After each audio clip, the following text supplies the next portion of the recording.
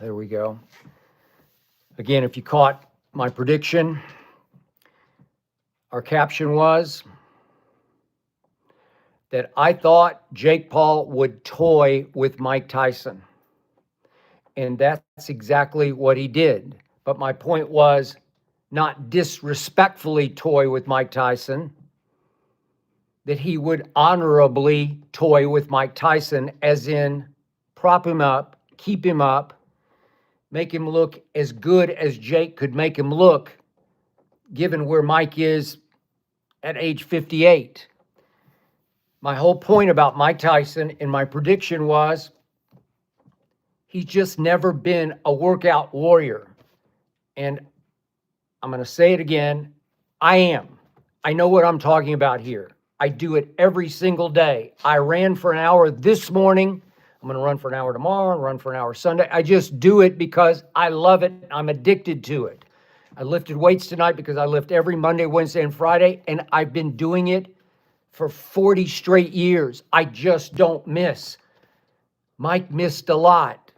Then he had his ulcer issue on that plane. And he said he was throwing up blood on the plane. And then he was pooping tar, he said. And it takes a lot out of you when you've had all kinds of issues before then, alcohol issues. I don't know if he had any drug issues at all, but he definitely had alcohol issues. He had couch potato issues because that's sort of who he was born to be. When he was a young man, when he was 21, he was the baddest MF on this planet. Tyler, can you fix my light here real quick? I just lost my light, and I don't know why. Hang on just 1 second here. What just happened to my light? When he was 21, he was the baddest man on the planet because... Oh, we got something here. Well, you might ask Ernestine. Okay, what just happened to our light? But he was the baddest man on the planet because he was a young man who was just born ready to fight. That guy was the natural born killer who's still somewhere way down in there underneath all that fat because he looked terrible. I told you in the pre-fight prediction, he just looks sadly out of shape to me because he doesn't eat right. People who eat right and have, as I have for 40 years, it's just natural. I like the way I eat, and so I stay supremely fit. I'm 5% body fat, and Mike was never that workout warrior. And you can't just snap your fingers and say, I'm going to take 6 months and get in really supreme shape. No, he gave you his best shot in round one.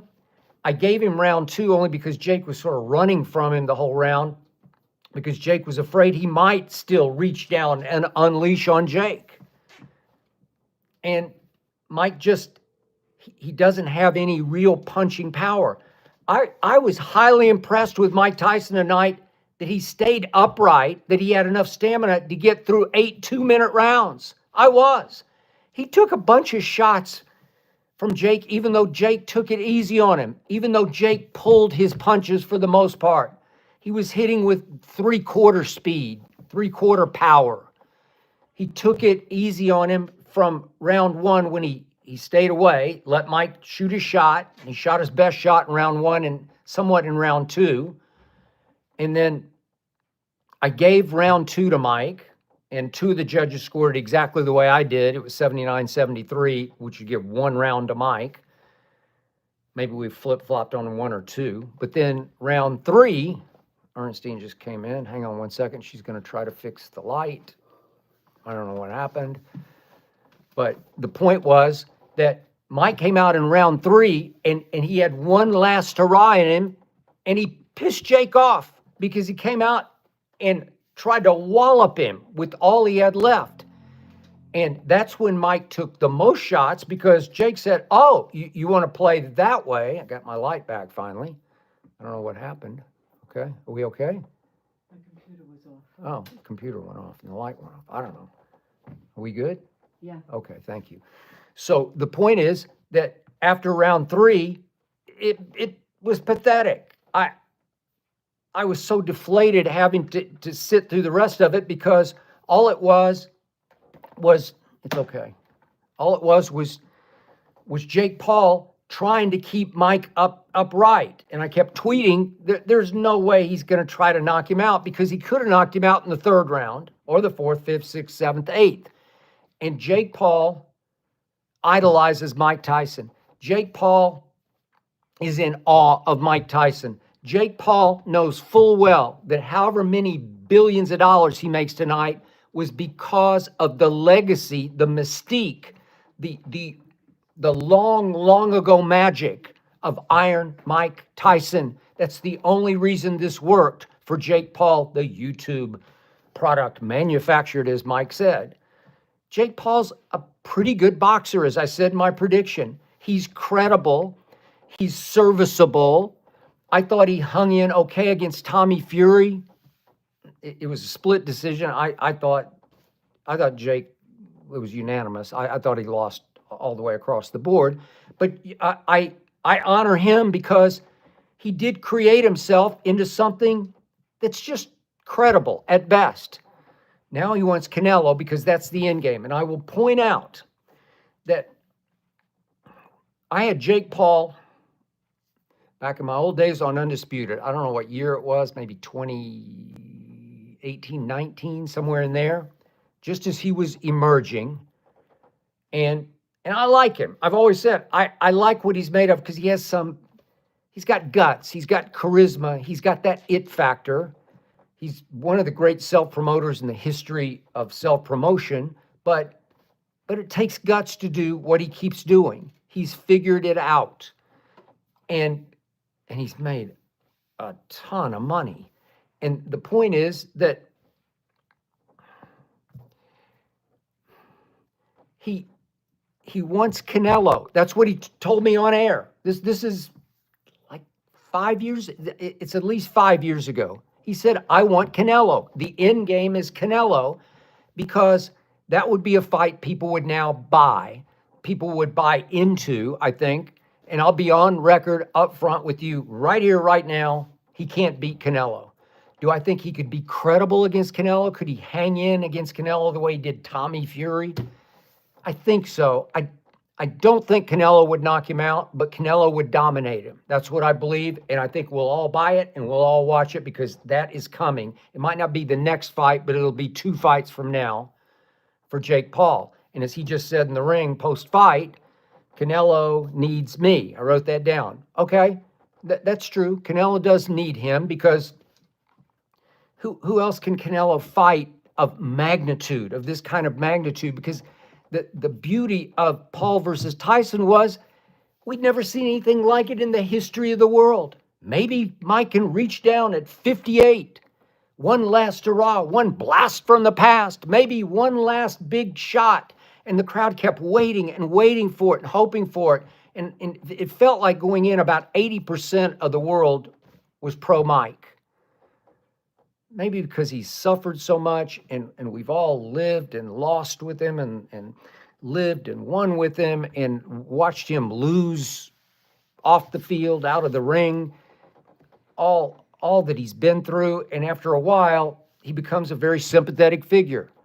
And I'm not saying I was rooting for him. I just didn't like the way he looked in the Netflix documentary leading up to the fight. He just did not look in shape to me. And tonight, that pre-fight interview where he wheeled and you could see his bare butt. I mean, he's just flabby fat. That means he didn't eat right.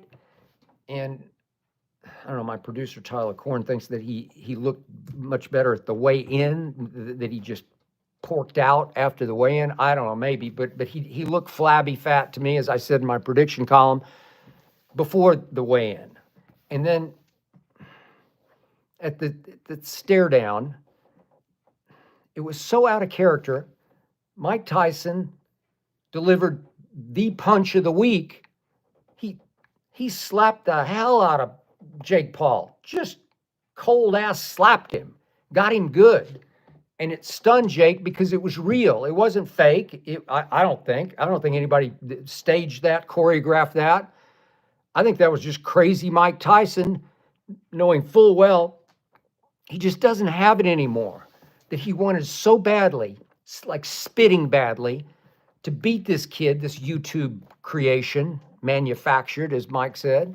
He wanted so badly to kick his ass that he knew he had only one shot, and that's a cheap shot. That's a sucker punch or sucker slap, as I tweeted. And it was so out of character, that's when I said, he just doesn't. He knows deep down, ain't got it anymore. Got no shot, no how. And can you imagine 21-year-old Mike Tyson in the stare down with Michael Spinks slapping him? I mean, it's a bitch move, right? That's not Mike Tyson. That's not Iron Mike. That's not the baddest man on the planet. And then I thought of the classic Mike line back in the day when he was dominating. He went through Michael Spinks. I watched it live, 91 seconds. I mean, it was just a joke. He was scary. Guys are falling down at the sight of him. That's how bad a man he was. But then, again, no fitness, no diet, no nutrition, no. And so right away after Michael Spinks, starts to wane. And then you got the two Holyfields, and he loses both, and he has to bite his ear off to survive that one. So that was the equivalent of the stare down slap. That's when he starts reaching down for something that's not there. I can't beat him. I got to bite his ear off. He so badly wants to beat Holyfield, he's got to bite his ear off. That's the guy. That's the natural born killer that he talked about going into this fight. It's still somewhere down in him. And the natural born killer said, I got nothing left to back it up with, so I got to bitch slap him.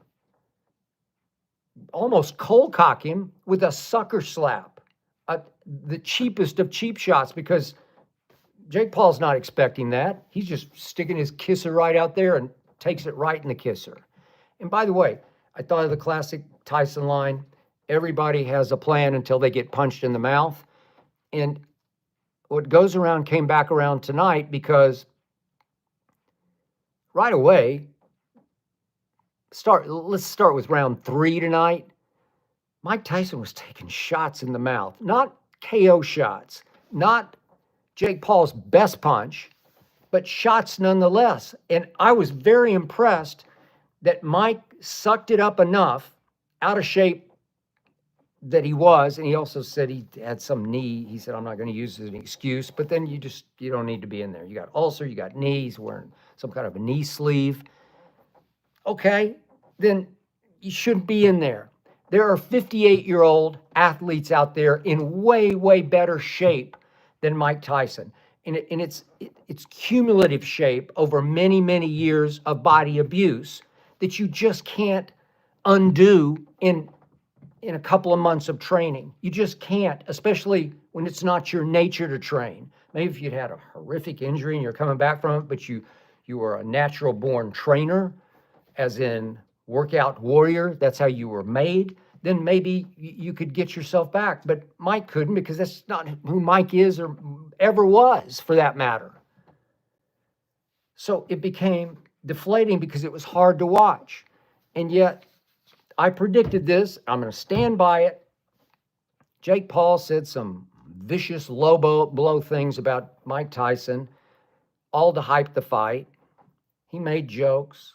He was incredibly disrespectful. But I knew that deep down, he loved that man and loved his legacy, especially the legacy leading up to age 21. Not the Buster Douglas legacy, not the Kevin McBride legacy. Heck, I was there for Lennox Lewis, the pyramid in Memphis. Not the Lennox Lewis legacy. It's just up to age 21 when he was the baddest man on the planet. And he inspired such awe that even a 27-year-old Jake Paul knows full well that man was the man for a while. And he called him the GOAT tonight. He's not the GOAT. He's just not. I mean, to me, Ali was the GOAT, but we could go on and on about that. That's not the purpose of this. But he honored him because he protected him. He toyed with him because he took it easy on him and didn't embarrass him. He could have dropped him and dropped him hard in the 3rd round, 4th round, obviously, from then on. He had all kinds of openings, and to Jake Paul's undying credit, he's got a lot of heart. In fact, he's not a natural born killer. That's the one thing I don't love about Jake as a possible champion boxer. You got to be, it's that Jordan thing. I knew Michael Jeffrey Jordan. He was the baddest MF on the planet. Not a particularly nice guy. I'm talking about cold-blooded basketball assassin. I'm not sure Jake has cold-blooded assassin in him. And you saw it right before your very eyes tonight through the last 5 rounds of that fight. He took it easy on the old man because he's honoring the legacy of the old man. He did not want it on his resume or Jake's long-term legacy that he knocked out a 58-year-old who was looking pathetic already. He didn't want that on his legacy, and he did it correctly. He waited until the last few seconds of the fight, and then he bowed to him. He showed, he genuflected right before your very gathered world's eyes. He showed you what he thought of Mike Tyson, and then he said all the right things about Mike afterward. And Mike just looked feeble at times. He just looked off balance at times. He looked older than 58 at times. And I'm going to say it again. There are a whole lot of older athletes out there. I'm going to raise my hand, not that I'm any great athlete, but I'll raise my hand on fitness, 5% body fat. There's so many more. He could have been in better shape. It's just not who he is or ever was. So I look at the numbers in the fight. Jake Paul threw 278 punches to 97 for Mike. God, we're getting up toward triple the amount of punches that Mike was able to throw because there's no stamina. It's hard. It is, listen, the women's fight before, those two, whew, Katie and Amanda, do you realize the stamina it takes for them to throw on each other as hard and as fast as they can throw for round after round after round after round? I hated it that Katie got her with the headbutt, and she does duck and charge. She just does. And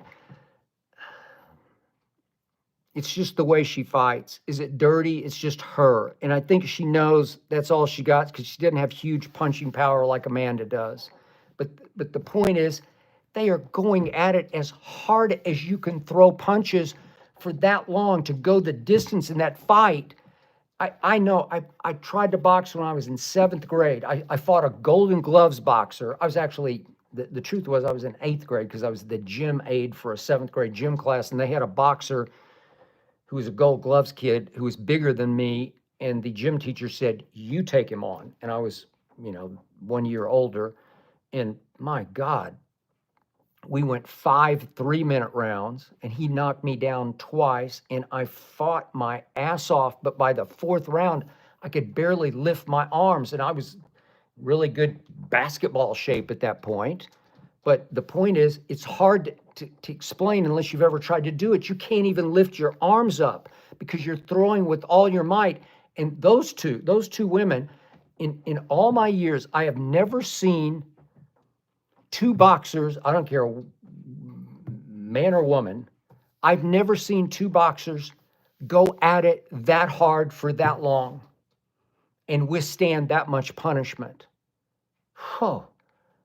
Amanda won the fight. Katie did not win the fight. I'll give the first headbutt was accidental. The second one was not accidental.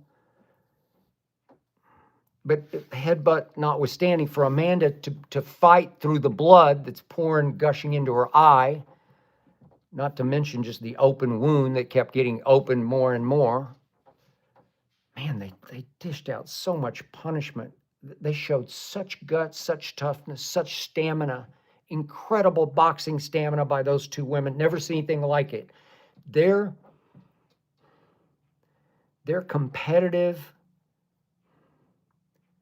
chemistry is among the best I've ever seen. And I watched Ali and Frazier